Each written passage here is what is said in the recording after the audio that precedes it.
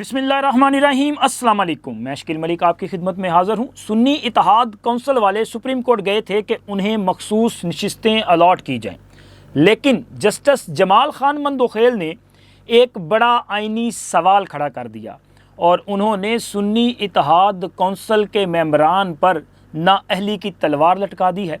इसके साथ साथ कमरा अदालत में ऐसा क्या हुआ कि चीफ जस्टिस काजी फ़ाइज़ ईसा को इतने सख्त रिमार्क्स देने पड़े, इतने सख्त रिमार्क्स कि कमरा अदालत में खामोशी छा गई।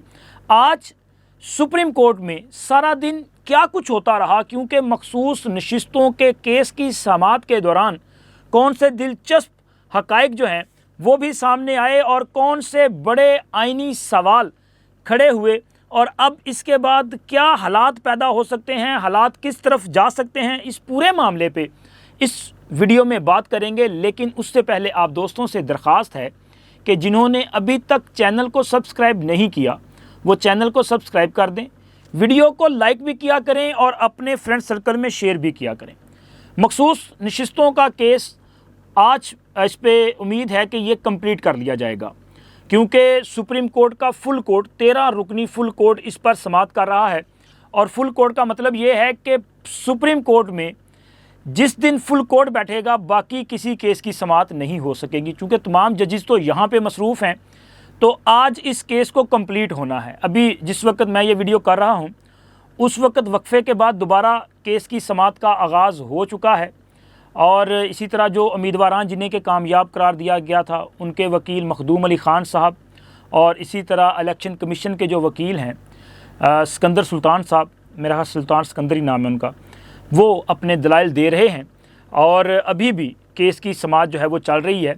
आज इस समाअत को कंप्लीट किया जाना है, लेकिन अभी तक जो समाअत हुई है, एक तो इस समाअत में हमें नज़र आ रहा है कि जस्टिस मुनीब अख्तर साहब, जस्टिस अतर मिनल्ला साहब और जस्टिस आयशा ए मलिक साहबा जो हैं वो इस बात पे ज़ोर दे रही हैं कि ये मखसूस नशिस्तें तहरीक इंसाफ का हक़ बनती हैं, क्योंकि अतर मिनल्ला साहब वो ये कहते हैं कि ये तनाज़ा तब पैदा हुआ जब तहरीक इंसाफ वालों को आज़ाद उम्मीदवार डिक्लेयर किया गया। इसी तरह जस्टिस मंसूर अली शाह साहब ने भी ये सवाल उठाया कि असल मसला इन लोगों को आज़ाद डिक्लेयर करना है, इलेक्शन कमीशन ने किस इख्तियार के तहत इन्हें आज़ाद डिक्लेयर किया था।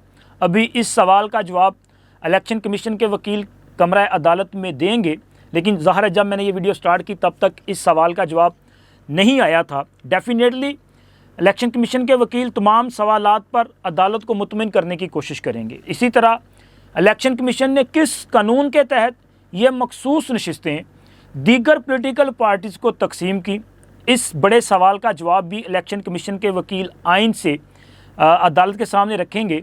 यूँ तो कमरा अदालत में कामयाब जो उम्मीदवार थे उनके वकील मखदूम अली ख़ान साहब, उन्होंने कमरा अदालत में एक सवाल के जवाब में ये बताया कि पार्लिमान को नामुकम्मल नहीं रखा जा सकता और अगर ये सीटें सुन्नी इत्तेहाद कौंसिल को नहीं मिल सकती तो फिर दीगर पॉलिटिकल पार्टीज़ में बांटना आइन के मुताबिक है। ये उन्होंने अपने तौर पे अदालत के सामने ये चीज़ तो रख दी, लेकिन जितनी देर ये समाअत चलती रही इस बात पे फोकस रहा, जैसे मैंने आपके सामने 3 जजेस का नाम लिया, उनकी तरफ से फोकस रहा कि ये बुनियादी इंसानी हकूक़ का मामला भी है, वोटर्स के हकूक़ का मामला भी है, वोटर्स ने जिसे वोट दिया उसे ही नुमाइंदगी का हक़ मिलना चाहिए।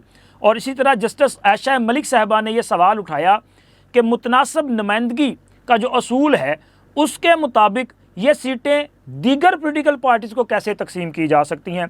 ये सवाल जो है वो उनकी तरफ से बार बार उठाया जाता रहा। इसी तरह मुनीब अख्तर साहब, वो अब तक जितनी समाअतें हुई हैं उन्होंने ये सवाल रेज़ किया कि ये तमाम के तमाम लोग जो इस वक्त सुन्नी इत्तेहाद कौंसिल में हैं ये तो तहरीक इंसाफ के लोग हैं, इन्हें तहरीक इंसाफ से ही कंसीडर किया जाना चाहिए। लेकिन कमरा अदालत में चूँकि यह सवाल कितनी बार किया गया, काजी फ़ाइज़ ईसा साहब ने इस पर जो रिमार्क्स देते हुए जवाब दिया, उन्होंने कहा कि जी हमने कब इन्हें कहा था कि ये सुन्नी इत्तेहाद कौंसिल में चले जाएं। हम तो बार बार कहते हैं कि हमारे सामने सुन्नी इत्तेहाद कौंसिल मौजूद है, तहरीक इंसाफ तो है ही नहीं। और यहाँ पे जिस किस्म की बातें की जाती हैं तासुर ये दिया जाता है कि शायद ये मामला पाकिस्तान तहरीक-ए-इंसाफ का है और यहाँ पे बुनियादी हकूक़ की जो है वो बात भी की जाती है। उन्होंने काजी फ़ायज़ ईसा साहब जो हैं उन्होंने कमरा अदालत में रिमार्क्स दिए, लेकिन बड़े सख्त रिमार्क्स थे। लेकिन वो कहते हैं ना कि अपना आँखां धी नूं ते सुनावा नूं नूं, कुछ इसी तरह का लग रहा था कि मामला हुआ, क्योंकि चीफ जस्टिस साहब ने मखदूम अली ख़ान साहब से मुकालमा करते हुए कहा कि जब कोई डिक्टेटर आता है तो हम वज़ीर बन जाते हैं, अटारनी जनरल बन जाते हैं। आप भी डिक्टेटर के अटारनी जनरल रहे हैं। हम मुतलिकुल अनान हुक्मरानों के साथ इस कदर महव हो जाते हैं। मैंने तो जब तक जजेस बहाल नहीं हुए थे तब तक वकालत छोड़ दी थी। जब जमहूरियत आती है तो हम छुरियाँ निकाल लेते हैं।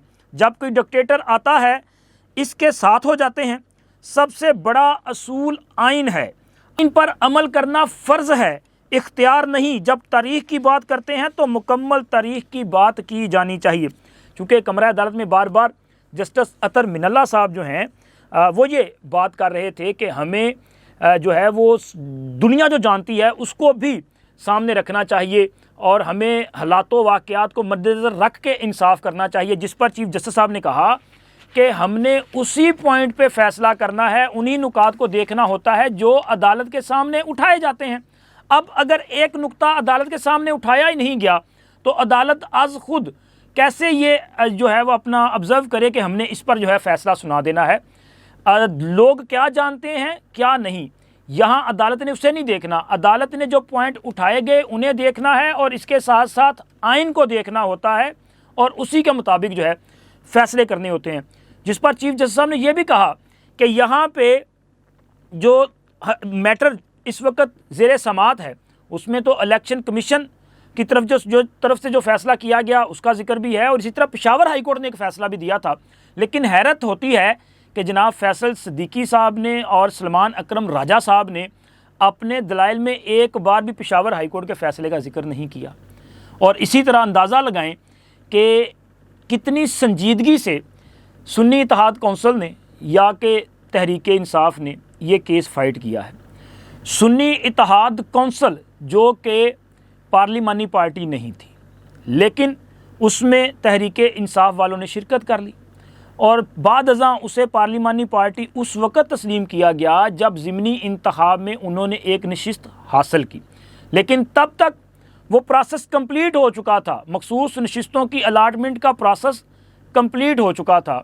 ये उसके बाद इन्होंने जो है ये इलेक्शन में हिस्सा लिया और इनकी पार्लिमानी पार्टी को तस्लीम किया गया।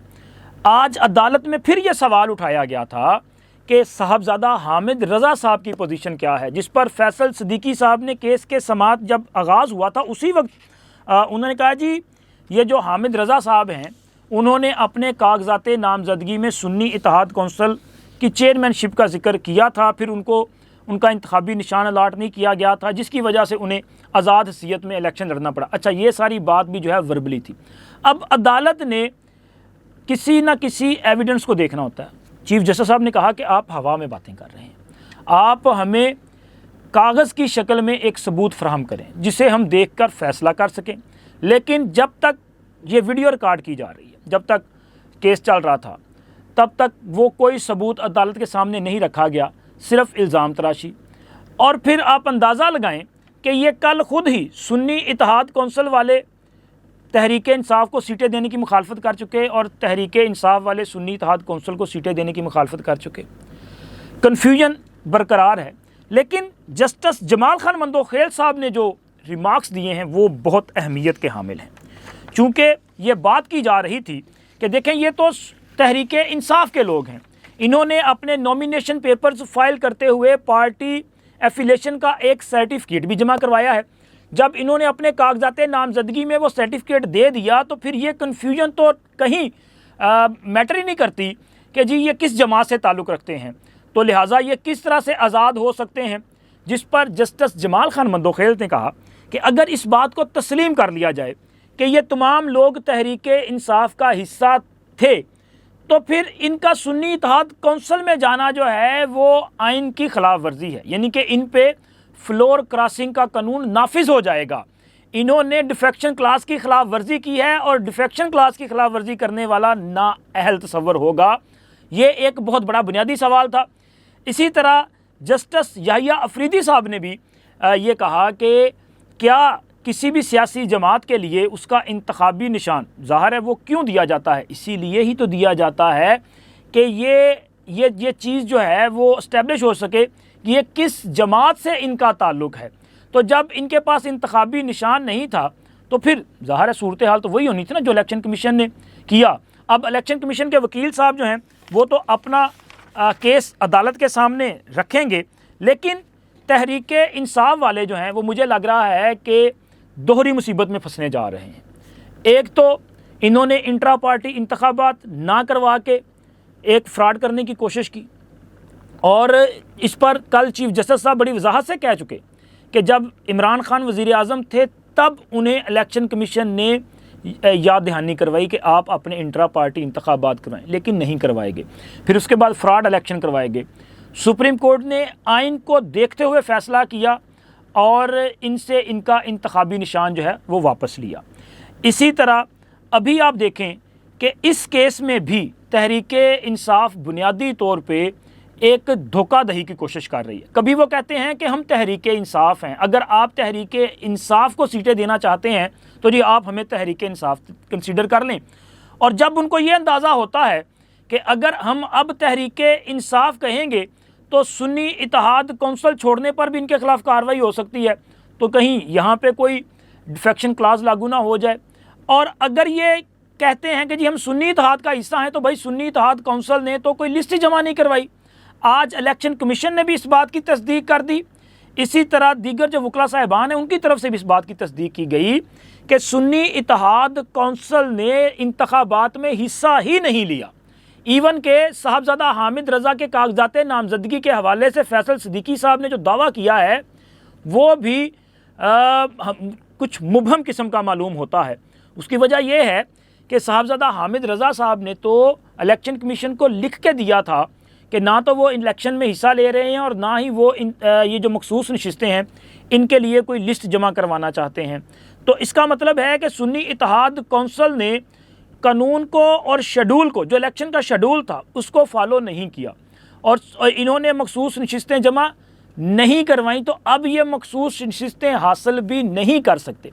हतमी फ़ैसला तो डेफिनेटली अदालत ने करना है। और अभी भी जिस वक्त ये वीडियो रिकॉर्ड की जा रही है समाअत का आगाज़ जारी है, लेकिन आज इस पर जो है बड़ा फ़ैसला सामने आ सकता है, या फिर कम अज़ कम फ़ैसला जो है वो महफूज हो सकता है। लेकिन अब तक जितनी समाअत हुई है उसमें हमें जो फोकस नज़र आया है वो यही फोकस लग रहा है कि बाज़ जजिस इस बात को इस्टेब्लिश करने की कोशिश कर रहे हैं कि इस वक्त हमारे सामने जो फरीक है वो सुन्नी इत्तेहाद कौंसल नहीं बल्कि तहरीक इंसाफ है। लेकिन जो पिटिशन उनके सामने मौजूद है उसमें रिस्पॉन्डिंग नंबर 1 जो है ना, जो पिटिशनर है वो सुन्नी इत्तेहाद कौंसल है।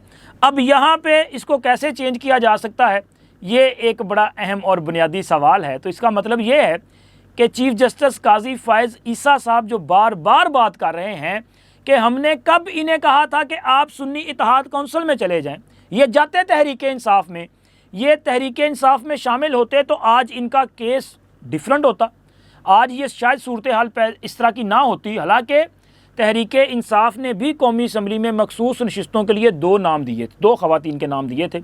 हाँ, उसमें हो सकता है इनको मज़ीद नाम ऐड करने की इजाज़त मिल जाती, लेकिन यहाँ पे तो केस ही अलग है ना।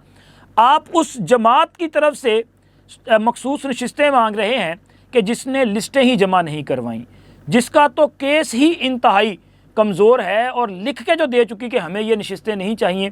तो जनाब अली ये केस मुझे लग रहा है बड़ा ओपन एंड शट केस है, लेकिन हतमी फ़ैसला ज़ाहिर है अदालत ने करना है।